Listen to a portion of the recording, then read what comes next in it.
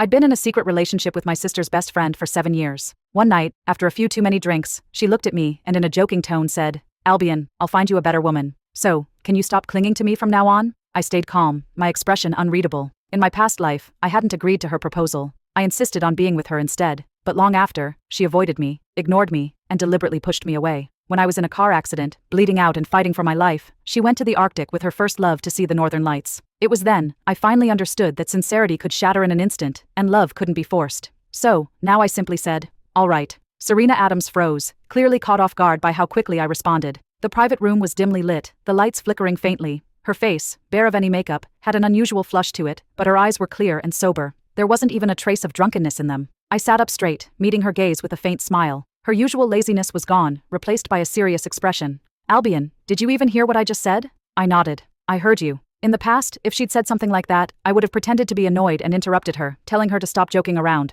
But now, I remained indifferent, as if she'd said something completely trivial. "Albion, you..." Before she could finish, Stephanie Erickson, my sister, who had stepped out to get some air, walked back in. She glanced at Serena and smirked playfully. "Guess who I just saw outside?" Without waiting for a response, Stephanie continued. "I saw your first love. He's drunk and being dragged into another private room by a few wealthy-looking women." Before she even finished her sentence, Serena shot to her feet and stormed out of the room. Not long after, the sound of arguing and breaking glass echoed from the hallway. Despite that, I stayed in my seat, casually peeling and eating an orange from the fruit platter. Serena loves fruit but hates peeling it. Every time, I'd carefully peel it and place it in front of her. Only then would she take a few bites. Stephanie used to tease me about it, saying, "You're so good to her. Why don't I ever see you treating your actual sister this well? Don't tell me you're into her." There were so many times I wanted to reveal my relationship with Serena, but she'd always link arms with me playfully, cutting me off with a cheeky grin. "Maybe Albion thinks I'm more like a real sister to him than you. Little brothers should dote on their big sisters anyway." Any objections? Over time I realized what she really wanted, to keep our relationship hidden, so I stopped trying to tell anyone.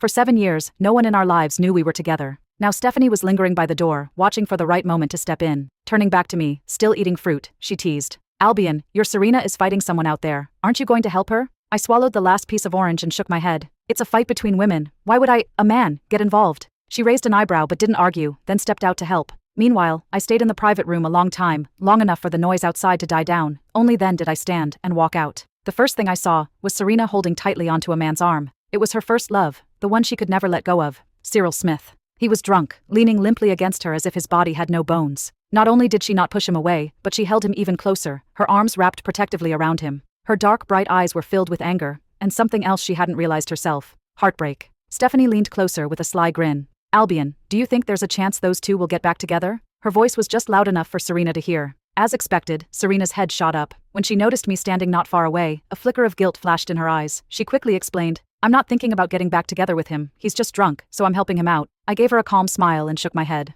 "I understand, Serena. Cyril seems pretty out of it. Why don't you take him home?" Her brows furrowed slightly at how I addressed her, but she didn't argue. Instead, she nodded and helped Cyril out of the room. Before leaving, she turned back to remind Stephanie, "You two should head home soon. Don't wander around too much." Watching them disappear down the hallway, a sharp, needle-like pain pricked at my heart. But all I could do was laugh bitterly at how pathetic it all felt. In my past life, I got what I wanted. Serena became my girlfriend. Yet happiness never followed. On my birthday, I hoped for nothing more than a simple celebration with her. Instead, she told me, "I'm busy with work. Can you stop bothering me?" Later, I saw pictures on Cyril's friend's social media. He and Serena had gone skiing in the mountains that day. Not only that, when I was writhing in pain from a stomach ulcer and asked her to accompany me to the hospital, she brushed me off impatiently. "I'm not a doctor. If it hurts, go to the hospital. Why are you telling me?" But not long after, I saw her at the hospital, standing beside Cyril, who had come in for nothing more than a cold. Then there was also a time I planned a surprise for our anniversary, but on my way back, I got into a car accident. The doctors called her, urgently asking her to come to the hospital to sign for my surgery. Her response? "Is he dead? If not, don't bother me." I heard Cyril's excited voice in the background as she spoke. "Serena, look, the northern lights are beautiful. This trip was so worth it." When the call ended, my body was drenched in blood, staining half the hospital bed.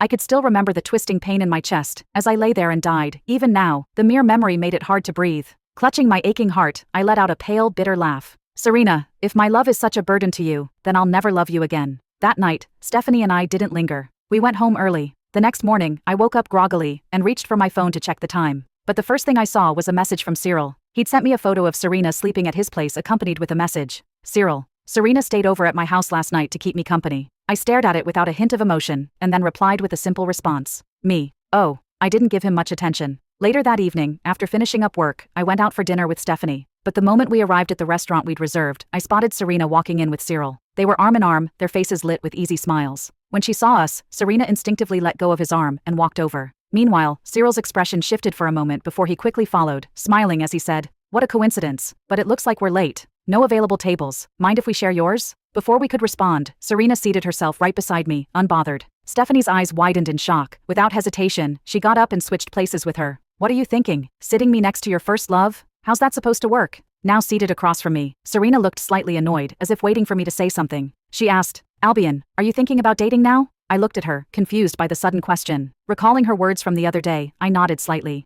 "I'm 26 now. It's about time I started thinking about that. If you know anyone suitable, Serena, feel free to introduce them to me." "You're finally coming around," Stephanie exclaimed, clearly more excited than anyone else. "I've been trying to set you up for ages, and you always turned me down. Now that you're ready, I'll make sure to find you the perfect girlfriend." As Stephanie finished speaking, Serena's lips pressed into a tight line, her eyes locked onto mine, as if searching for something in my expression. For the next few days, I didn't reach out to Serena, and she didn't contact me either. Instead, it was Cyril who came to find us. When he arrived, Stephanie and I were both at my place. "What do you need?" Stephanie asked, cutting straight to the point. He hesitated for a moment, glancing at me awkwardly before speaking. "Stephanie, you know how Serena and I grew up together. We were each other's first love. Even though we've broken up and gotten back together a few times, there's still something between us." Pausing for a second, he continued. "I was wrong to break up with her during our last fight. This time, I want to make things right. I want to confess to her and ask her to get back together. Can you two help me out?" If I hadn't experienced what I did in my previous life, I might have laughed in his face and told him outright that Serena loved me, not him, and she would never agree to take him back, so just gave up.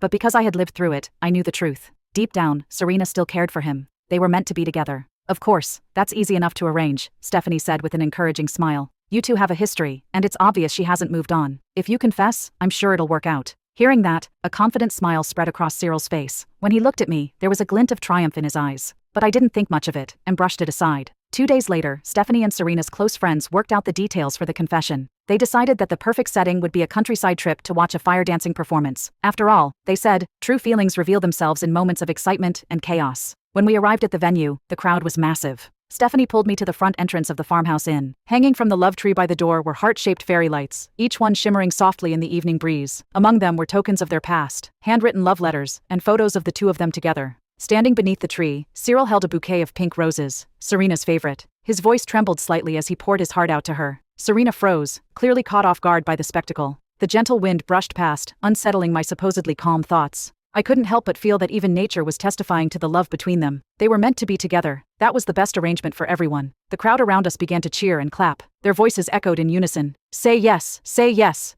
Joining them, I clapped along and shouted, "Say yes to him." Serena's head snapped toward me, her face a mix of shock and disbelief. "Albion, have you lost your mind? I'm your girlfriend." "What?" Stephanie, who had been quietly watching until now, widened his eyes in disbelief. "She's your girlfriend?